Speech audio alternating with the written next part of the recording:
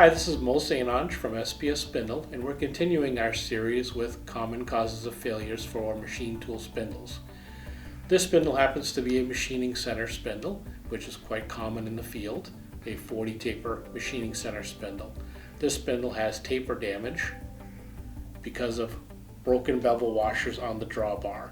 As we can see, this drawbar, all the bevel washers are cracked and broken, which causes the tool not to be held in the taper as good as it should be. So this causes looseness in the taper, which vibrates, causes bad finish, chatter on your part, and ultimately damages the taper, where it's now no longer able to be used.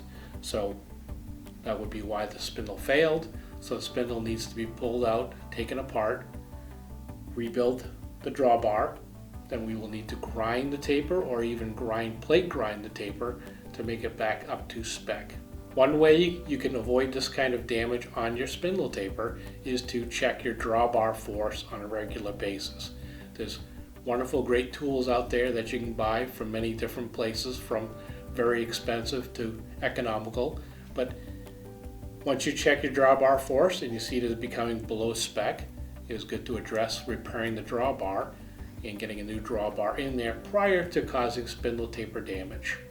If you think you're having this kind of failure on your spindle, you have bad part finish, and you're looking for some information, please check out our website at spsspindle.com, or for immediate assistance, please give us a call. Thank you.